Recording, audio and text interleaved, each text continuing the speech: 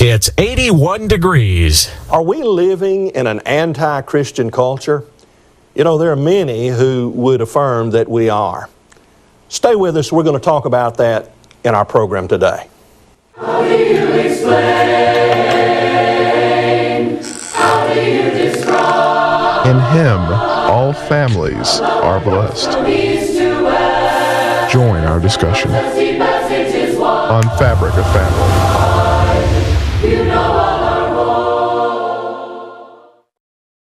You know, anyone who just casually picks up a newspaper or watches television from time to time will have to admit that some of the things that we see and some of the things we read about are very alarming.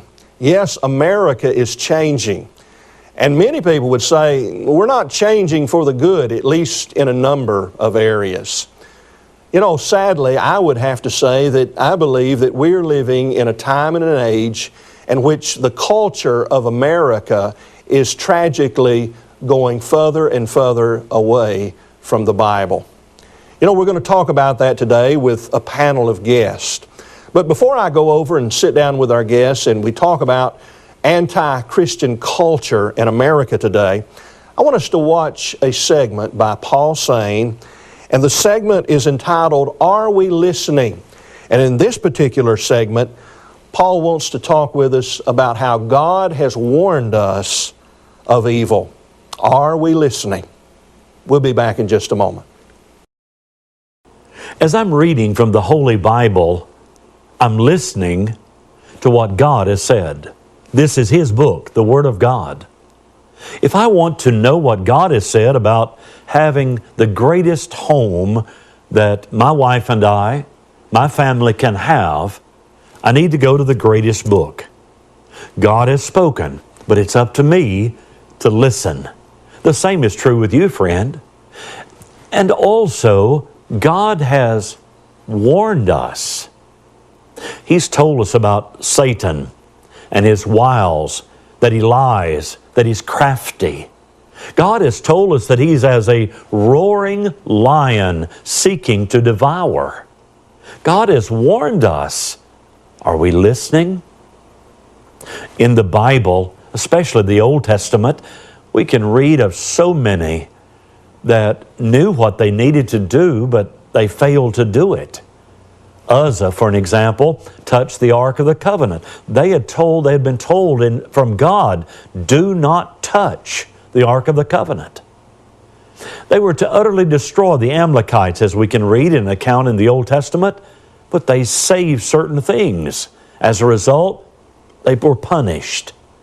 We can read of Achan and how that they were not to keep or have the accursed thing, but he did. He was punished. He and his family. You see, God has given us examples of those that failed to do what He told them to do. And as a result, they were punished. And sometimes it was even the whole family that suffered. Achan and his wife and children all suffered because of Achan's sin. Adam and Eve driven from the garden because of their sin. Now, what lesson do we learn from that today? When I read the Bible, I hear the warnings of God. If I'm not paying attention, if I'm not listening with my heart, the Bible heart, to what God has said, I too may fall prey. The devil has many temptations that he throws in front of us. Allurements that makes sin look so appealing. And I want to do that, or the world wants to do that. But we must say absolutely not.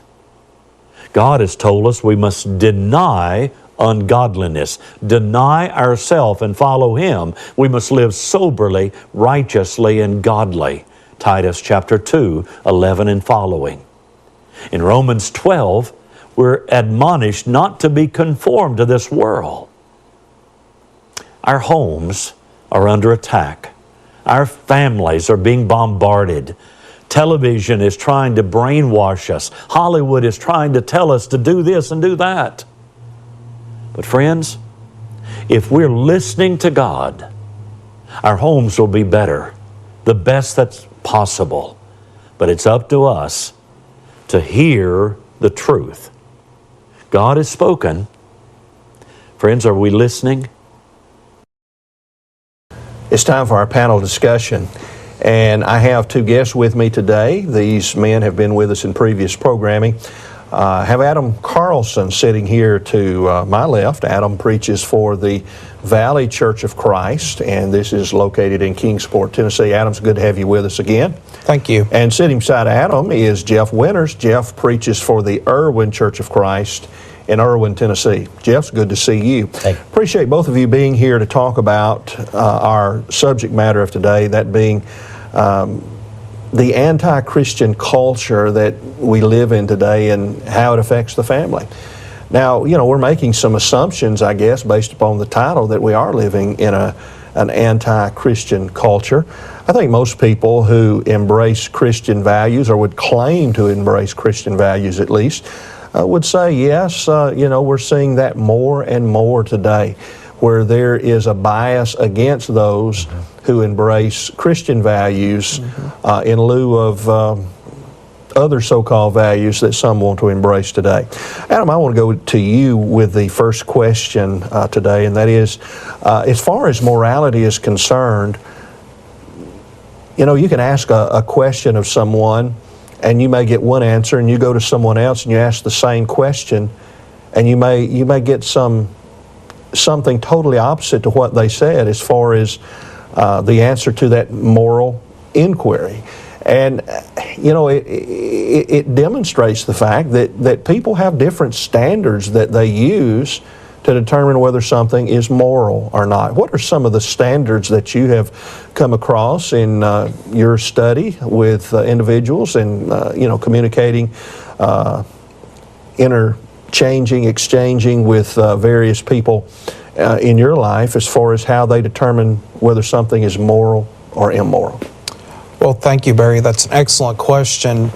Really, there's probably more than one answer to this question, Sure. But the two main things that you'll most commonly hear is the objective versus subjective. And of course, subjective is, well, while it may be wrong for you, it might be right for me. And what that boils down to is it does away with there being an absolute standard. Yeah. And so there's some who would say that morality is not absolute, and that it can vary from culture to culture, society to society.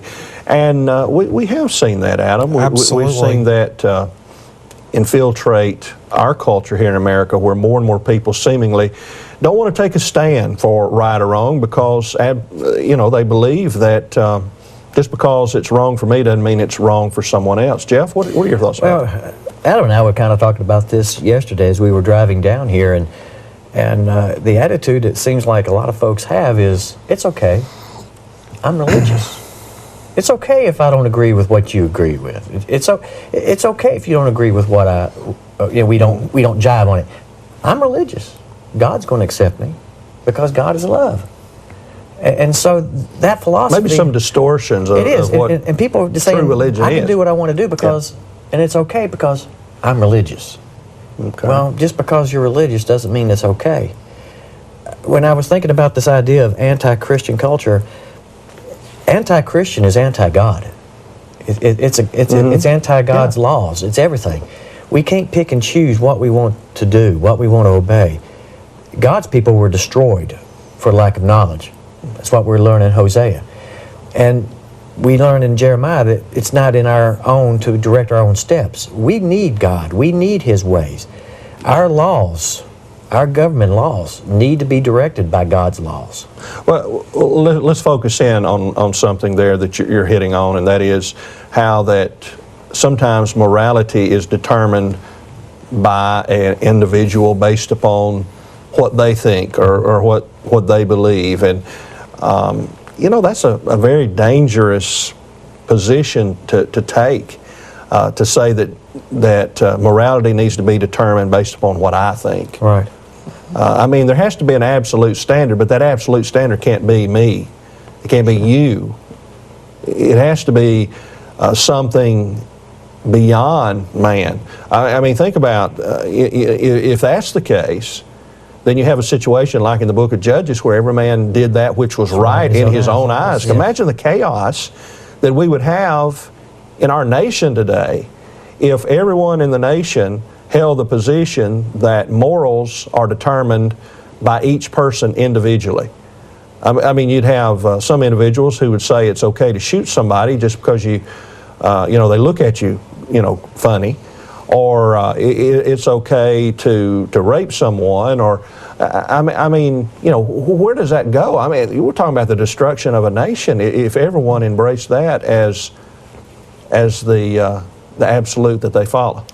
Well, and in that, too, Barry, is once you open that floodgate, if you will, there is no stopping. If everyone is allowed to do as he or she pleases, then you can't have any standard. And one other thing that we need to consider, too, and going back a little bit to what Jeff referenced a moment ago, King Solomon tells us in Proverbs that there's a way that seems right to a man. Yes, that's a good point. And just because something may appear to be right or seem to be right doesn't make it so.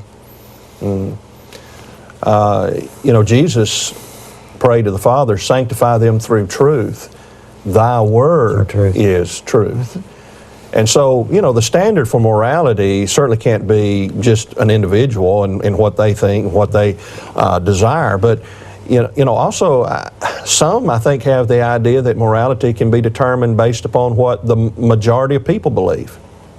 Unfortunately, that's the view, the mindset of men today is if the majority think it's okay, if the majority approve of this, then it's okay for me to do. And unfortunately, that philosophy's kind of infiltrated the church a little bit. Well, the law says I can do this. Yeah. If the law says I can do it, why can't I do it? Yeah. Well, and think about, I think about that debate a number of years ago between Dr. Thomas Warren and Dr. Anthony Flew. It was known as the Flew-Warren or Warren-Flew debate concerning God and the existence of God. But, one of the positions that Thomas Warren took in opposition to Anthony Flew, who denied the existence of God, was related to the actions that took place in Germany with the murdering, killing of thousands and thousands of Jews.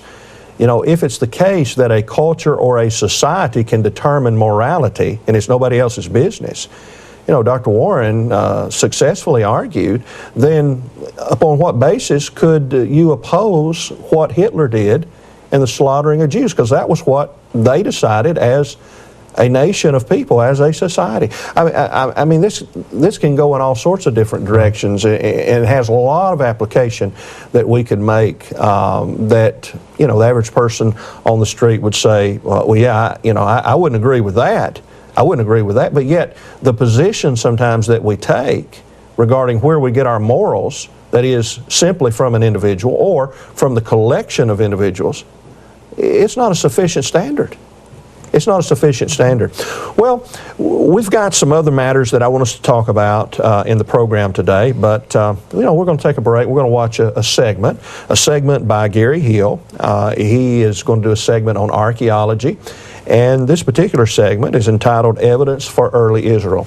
We'll watch this together along with those who are watching at home or listening on the radio. We'll be able to listen to Gary's comments. Then we'll come back and we'll continue our discussion on this important matter.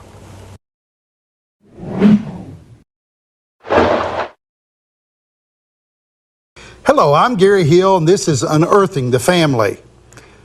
What do we find as we study archaeology and ancient history of the life of Israel? For an example, during the time of the biblical judges, it's the period that archaeologists call the Iron Age, and the evidence for the early Israelite settlement of Canaan comes from two sources. First of all, archaeological surveys and excavations, and most importantly, from the scriptures. Most of the area the Israelites settled in the early part of their conquest was in the central highlands. and it was archaeologically surveyed in the 1980s and 90s, and this survey provided a lot of useful information to illuminate daily life in ancient Israel during the time of the judges, including the arrangement and the size of their tribal villages, and even the nature of early Israelite economy and political systems. Excavation data, both from recent excavations, for an example, the excavation of Shiloh, and for digs long past, the excavation of Bethel, also provided evidence of daily life in ancient Israel, including the society's wealth and their warfare and their housing. From the evidence, the following portrait emerges of daily life in ancient Israel during the time of the biblical judges. For an example, the Israelite villages built by the settlers of Canaan as they were conquering the land through God's power were on hilltops. Well, that made sense. They were quite small, probably 400 people, and the largest of these villages. And the largest villages would have been Shiloh or Gibeon, for example. These towns were mostly unwalled, even though they were a part of a larger political unit, the judges, during this time. And the Israelite villages in a given region were subjects of the major town of the area. Some, which like Shechem, were very large and controlled considerable territory. Israelites lived in nuclear houses during the time of the biblical judges, often with their relatives in clusters of houses round a common courtyard. Houses were made of mud brick with a stone foundation and perhaps a second story of wood. And the living place of these houses consisted of 3 or 4 rooms, often with the sleeping place on the roof. So what was life like in biblical times? We read the Bible and we see the story of these amazing people and their faith. We also see the story of their rejection of God and how they were punished for it. But also we can learn a little more about their daily life as we look at the record of archaeology which illuminates the scriptures for us. This is Gary Hill, and this is Unearthing the Family.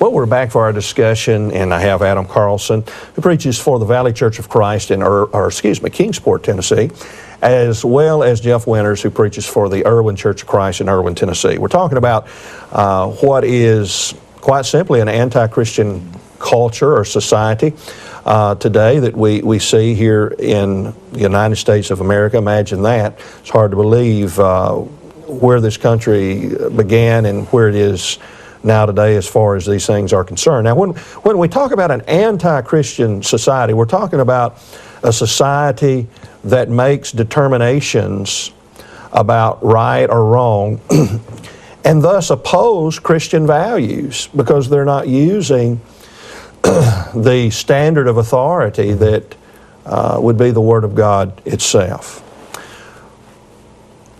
You know, most, I think, would agree that some changes have taken place in our country, significant changes in the area of morality over the last 30 years or so. I think you gentlemen would agree with that, and you can correct me if you're wrong. But the question that I want to raise is this. Where do you believe that those who have this agenda, that which is against Christian values, have made the most ground in the last 30 years or so? Well, I see them making the most ground with our laws of the land. and what is accepted in the home, in the family. The family structure is no longer what God has said. Now it's Give me an example. well, the homosexual lifestyle, the same-sex marriage. Same-sex marriage, okay. We see that, and this is a very popular item in our this year that we have the election going on. Yeah. That's a very hot topic. Yeah. We see it with abortions. We see it. The laws are being changed to fit the need of those that don't have any morals at all. And our court system is protecting the immoral person to where the church and the Christian are the ones that are being persecuted in a way, and we're not speaking out. It's time for the church to stand up and say, this is what God has said, and we need to be proud of it. All right. Yeah. Absolutely, and just to reiterate a little bit of what Jeff just said there, the courts have played a very big role in reshaping our culture as we see it. And of course, you think about what Paul tells the church in Rome in Romans chapter 1 and verse 32, and talking about these sinful practices, not only those who practice them, but those who give approval to them. And we see the courts giving a lot of approval to these things. And a couple of other things quickly that I would add to that is within the realm of entertainment. You see it in our television programming, you see it in our music, for example, there in those things. And think about what David says in Psalms 26 when he says, I will not sit with the assembly of evildoers there. And of course also in the realm of education as well, you've seen them making a lot of strides in that area with the acceptance of Darwinian evolution, for example, just to name one.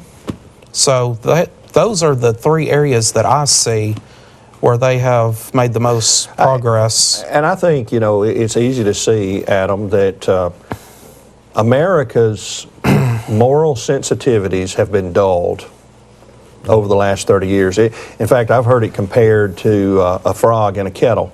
Here's a frog, you place the frog in the kettle of cool water, and the little frog swimming around is just as happy as can be, but someone, all along is down there on the knob, gradually increasing the heat, and before the little frog knows it, it's cooked alive. And that's what we see taking place in our country today. As parents, we need to protect our children. And the internet is another means by which our children are being bombarded by anti-Christian immorality. Well, it's interesting. You mentioned it in the context of our children, and in the context of our discussion, you're talking about those who have Christian values, those who embrace Christian values, those who are in the church. And I guess my next question would be, do you think that the church has been affected significantly over the last 30 years, or has the church been able to maintain purity and commitment to the Word of God and not been influenced by the world? Yeah, we're told that we're in the world, and we see the world all around us, and yet we're not to be part of the world. But somehow the world has a way of infiltrating the church and the home. And that's why we got to be on guard. Adam, what are your thoughts? Yeah, absolutely. Those things do come in. Think about in Acts chapter 20 when Paul is addressing the elders, the leaders of the church in Ephesus, and he gives them a warning. Yes. He says, there will be grievous wolves will come in among you, not sparing the flock, and men will arise speaking perverse things. It has just as much application to us today, doesn't it? Absolutely. Well, what is a mistake that you think maybe Christians in general have made in confronting a increasingly anti-Christian culture? Well, Barry, I would say one thing, one mistake that has been made, I believe, is the overall attitude and how do we approach these things. For example, I've seen, and you probably have too, discussions on the internet, and, there are a lot of people who I know they probably mean well, but the tone in which they express or convey these thoughts come across as anything less than Christ-like and being wise as serpents and harmless as doves. Absolutely, and Paul in 2 Timothy in his letter there, I believe in about chapter 2, he gives instruction there, and he says that the Lord's servant is to be patient and not quarrelsome, and he goes on to remind him that in reproving error, that it's to be done in patience and gentleness so that they might be won. I think that's an example of one extreme that we could fall prey to and would have an effect negatively perhaps on those in the world that we live with. But, on the other hand, maybe the other extreme is where Christians just become totally tolerant and accepting of every perverse sin that you can think of, and get caught up into this thinking that, well, I know what I believe, but I wouldn't, they say, judge someone else. Well, the truth be known, God's already judged on these matters. Yeah, John 7:24 says, judge righteous judgment. That's right. And God's word is righteous. If someone stands behind what God says, they're not making a judgment. It's right. God that's made the judgment. We're just affirming what God says. Listen, gentlemen, our time is already gone. We could continue to talk about this for quite some time, but I want to thank you for being with us, and I'll have you back. We'll talk some more on another occasion. Thanks a lot. Thank you. Thank you. I want to thank you for watching Fabric of Family, and many of you watch us or listen to us on radio on a regular basis. It is an honor and privilege to be able to come before you week after week and to talk about family matters from a biblical perspective. We appreciate your support of this program. It could be that you're watching the program today and you would like to know more about the Bible, or perhaps you would have interest in knowing more about the Lord's church that you read about in the Bible. We have a special free Bible correspondence course that we would love to send out to you. All you got to do is just give us your contact information. Nobody's going to call, but we'll send that course right out to you. And so there's some contact information you'll see there at the bottom of your screen if you're watching by television. And if you want to write us and you're listening by radio, you can write us at Fabric of Family, care of the Jackson Heights Church of Christ at 1031 Hermitage Drive, Florence, Alabama 35630. And we'll be glad to get that out to you. Until next time, I'm Barry Gilreath Jr. wishing you and your family a wonderful week. How do you explain? How do you describe a love that goes from east to west and runs as deep as it is wide? You know all our hopes, Lord, you know all our fears, and words cannot express. Let's make the most. Speech on. Selected. Screen record.